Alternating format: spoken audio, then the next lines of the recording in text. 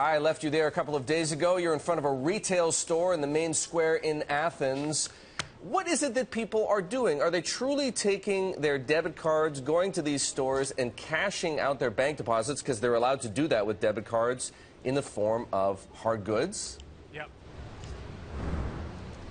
Eric, that's exactly what they're doing right now. The word they're worried about is kurema, which means haircut in Greek. They're worried that those deposits are going to disappear pretty soon. So as you say, while they're restricted to 60 euros a day out of the ATM, they can spend as much as they like on their debit and credit cards. So, hey, you know what? Why not go and buy that new PlayStation? Why not buy that MacBook Pro? Come to stores like this, as you say, bottom end of Syntagma Square, one of the more famous book and electronic retailers here in Greece, and splurge that cash. And that's exactly what they're doing. At a more high-end level, what's really interesting, though, is that some retailers are actually refusing to sell jewelry, watches, etc., because they're worried about taking the money and putting it in the bank where they might suffer the haircut as well.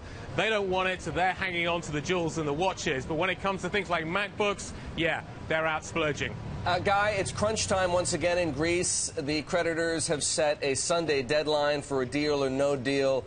What's it like on the ground? What are people saying right now? Well, people are looking forward to tonight, Eric, which is the deadline, 12 o'clock Brussels time, for Greece to deliver its concrete proposals. It needs to deliver the detail tonight so it can be scored over the next day or so by the institutions and then handed to the Eurogroup finance ministers and subsequently Sunday the leaders. So that's what everybody's watching for here. They're expecting a pretty harsh deal to be put on the table. Whether or not we ultimately end up with a deal, we'll have to wait and see. But Greece tonight put its cards on the table, Eric.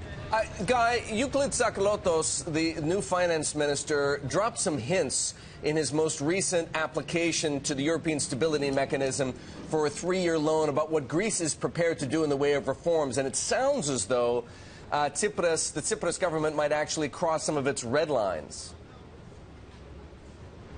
Yeah, I think they probably will. It was interesting listening to Donald Tusk earlier on out of the EU Council, the leaders group, saying that he thinks that we could see concrete proposals from both sides. So you could see some movements on both sides to generate a deal. But still looks 50-50, Eric.